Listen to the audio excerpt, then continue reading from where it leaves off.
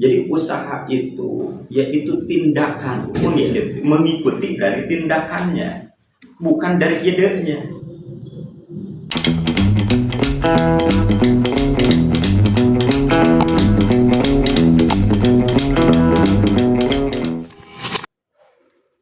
Ya, dengan Bapak atau Kang Jamil ya. Bisa ceritakan dulu gak Bapak gitu siapa latar belakangnya, terus dari mana gitu Pak?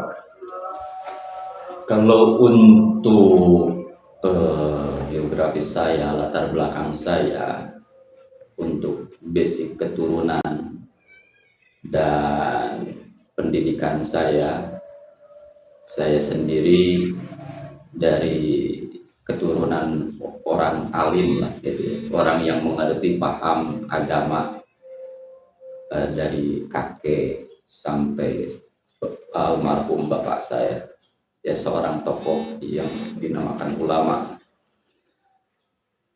Untuk saya pribadi, pendidikan saya yaitu pendidikan di khusus di bidang agama, yaitu pendidikan pesantren. Oke Pak. Dengan selaras waktu, terus cita-cita saya, keinginan saya bergeming di dalam pemikiran, yaitu saya mempunyai pemikiran ingin menjadi, cita-cita saya dari kecil sampai saat ini tidak berubah, ingin membangun sebuah pengadaan. Bila mana pendidikan ingin saya ibarat kata yang berpikir untuk bagaimana cara mengelola, begitu juga dengan beriringan waktu menjadi sistem dan berkonseplah ke arah ekonomi. Itu salah satunya. Oke. Nah Pak, bagaimana ceritanya sampai bisa terjun ke dunia budidaya cacing gitu Pak? Awal mula saya berpikir sih, saat itu saya berpikir mempunyai pasar, yaitu permintaan belut ya awal mulanya. Gitu. Tapi dengan berhubungan kondisi keterbatasan, itu kapasitas modal ya dikatakan gitu. Secara kapasitas modal pribadi untuk saat itu dan saat ini pun gitu, dalam keadaannya sangat-sangat minim dari keterbatasan. Nah, saya berpikir waktu itu menginginkan bagaimana budidaya belut memakai sistem modern, yaitu memakai media air. Secara otomatis harus berfungsi terus-terus diberikan pakan. Nah, pakan belut ini yaitu dengan cacing. Jadi awal mula cacing itu saya berpikir untuk memberikan pakan belut.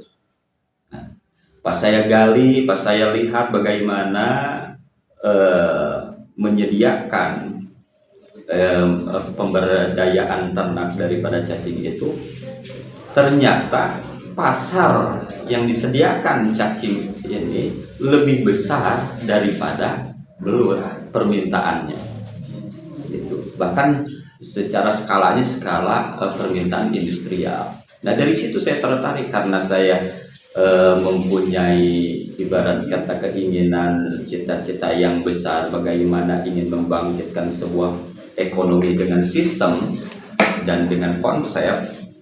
Ya, disitulah saya berpikir untuk membuat konsep bisnisnya. Kira-kira garis besarnya seperti itu. Menarik. Pertanyaan yang kedua nih Pak, untuk dari awal usaha cacing Pak, apa yang pertama kali membuat tertarik untuk budidaya cacing? Nah, terus kenapa memilih cacing bukan usaha lain? Satu, cacing ini dari segi manfaat dulu ya. Satu, cacing ini pas menurut riset dari semua peneliti, cacing ini betul-betul bermanfaat untuk satu, untuk kesehatan kalau masuk ke dunia farmasi gitu. Dua, untuk untuk penyembuhan, yaitu menjadi pengobatan orang sakit. dalam fungsi-fungsi manfaat dan maslahatnya ini sudah jelas, gitu. Dan bila mana dalam keadaan jelas itu, bila mana sebuah barang yang bisa dimanfaatkan dan bermanfaat, otomatis secara teknis bisnis gitu, ini mudah untuk untuk diakses, untuk dijadikan ladang bisnis. Nah, itu satu. Yang kedua, cacing ini cara beternak dan dibudidayakannya itu sangat mudah. Bagaimana tidak sangat mudah? Kita kalau ingin memperkerjakan, jangankan orang yang produktif, yang aktif ya, gitu. Kita mempekerjakan orang yang malas saja, ini bisa sangat mudah, gitu. Dan sangat bisa disesuaikan dengan tenaga siapapun, gitu. Saya berbicara bukan atas dasar penghasilan orang-orang yang maju, kreatif dan aktif. Saya berbicara memberikan motivasi ini bukan kepada yang aktif, tapi bisa diperjalankan kepada orang-orang yang nganggur, yang malas dan lain-lain. Jadi kalau budidaya cacing ibarat kata untuk pemalas saja bisa, bagaimana dengan hal yang aktif dan kreatif, itu akan lebih mudah dan lebih inovasi lagi. Nah Pak, ngomong-ngomong perihal ini Pak, pesantren ini Pak, bisa ceritakan nggak sedikit tentang pesantren ini? Kenapa pesantren ini akhirnya tidak lagi digunakan gitu kan? Terus apa alasan menjadikan tempat ini sebagai lokasi usaha cacing gitu Pak? Sebetulnya sih saya tidak ada niatan. Jadi semua apapun yang saya jalankan ini atas tindakan keadaan, ya. Jadi tidak ada niatan, tapi sesuatu jadi tindakan dengan keadaan. Karena keadaan saya tadi itu meminimalisir modal dengan keadaannya, maka terjadilah memanfaatkan fasilitas lahan kosong pesantren ini. Tantangan apa yang paling berat sebagai pengusaha cacing pemula? Terus bagaimana cara Bapak mengatasi keraguan dari orang sekitar? Terus pernahkah ada momen hampir menyerah? Apa yang membuat tetap bertahan? Kalau untuk yang urutan ketiga tadi hampir menyerah, sangat tidak mungkin ya, gitu. Tidak mungkin menyerah. Karena apa? Yang saya alami pembikinan konsep usaha apapun ini yang paling mudah, gitu. Jadi untuk skala susah itu tidak ada. Tetapi kalau yang urutan bagaimana saya menjalankan ini untuk yang menjadi kesulitan, itu ada. Saya sulit untuk menerangkan kepada yang bodoh saja, yang bodoh atas pengetahuan tentang cacing ini. Seperti banyak orang yang bertanya, apa sih cacing gitu kan? Ternak budidaya menjijikkan. Nah, kepada orang yang berpikiran sempit seperti itu yang susah, karena dia bertanya dengan atas kebodohan, bukan bertanya keinginan tahu. Nah, beda orang yang ingin tahu dan orang yang bertanya atas kebodohan. Kalau orang bertanya kenapa harus cacing yang ibarat kata menjijikkan dan lain-lain, itu kan pertanyaan yang bodoh. Jadi kalau ada yang bertanya seperti itu, kesulitannya saya tidak bisa menjawab, gitu.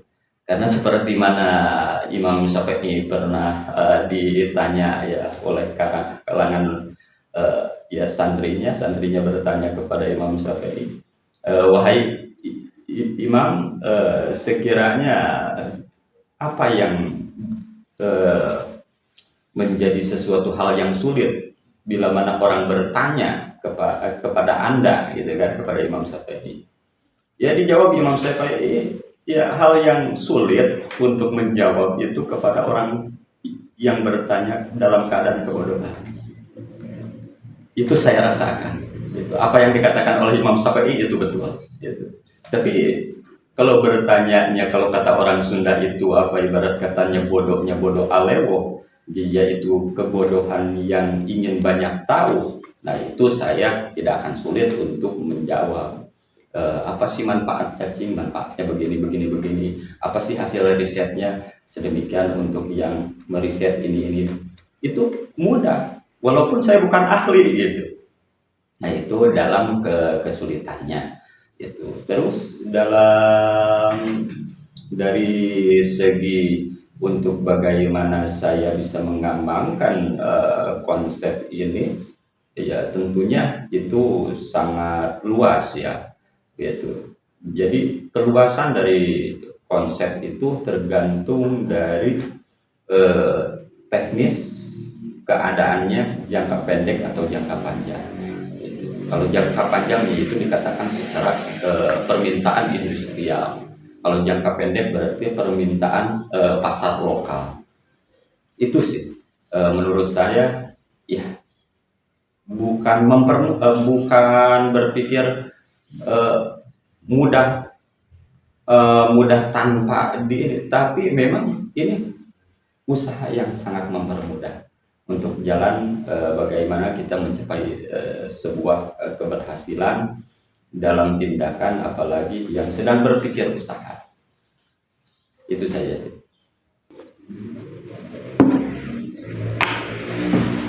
Menurut Bapak, apa arti sebuah usaha bagi hidup Bapak sekarang?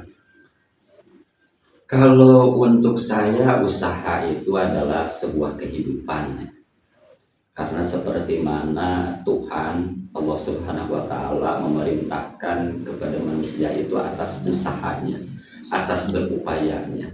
Urusan hasil itu tergantung dari apa Tuhan yang memberikan. Tetapi gitu, tapi hasil itu bisa diukur dengan apa yang kita usahakan.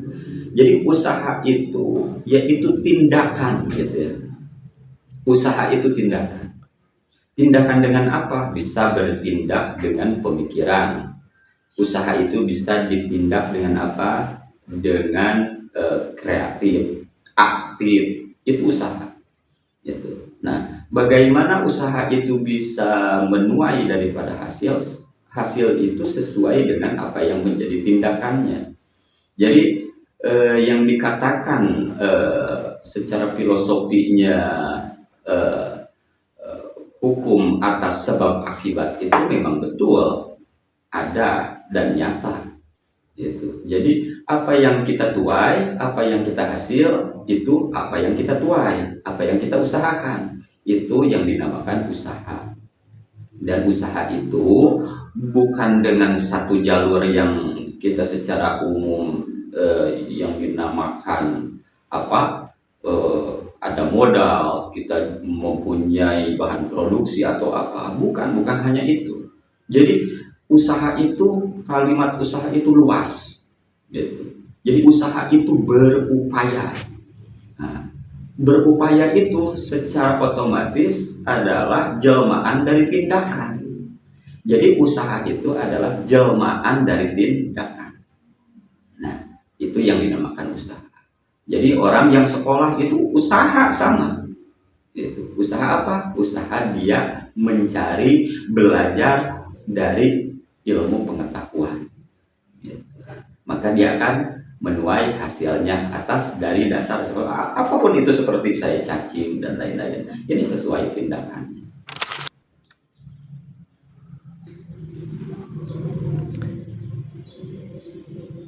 Apa pesan Bapak untuk anak muda atau orang-orang yang ingin memulai usaha tapi bingung dari mana? Nah, untuk anak-anak muda, untuk bagaimana kita bisa berjalan tanpa sesuatu ide yang ideal gitu ya. Jangan menunggu idealisme dulu. Nah, disitulah kebanyakan yang terhenti, malas berpikir atau malas bertindak. Jadi bagaimana mengatasinya? Setiap anak muda sekalian ibarat kata mempunyai ide, mau itu idenya besar ataupun kecil gitu, maka langsung bertindak, langsung aktif, langsung action. Maka di situ nanti akan ada sebuah penilaian, nilai dari sebuah hasil apa yang kita tindak gitu. Dan jangan disamakan sesuatu hal, apa yang dihasilkan itu harus sesuai dengan pemikiran, sesuai dengan ide. Nah jangan. Kenapa? Bukan tidak sesuai apa yang dihasilkan itu dari tindakan. Kita melihat porsi dan kadarnya dulu. Ya, porsi dan kadarnya dulu.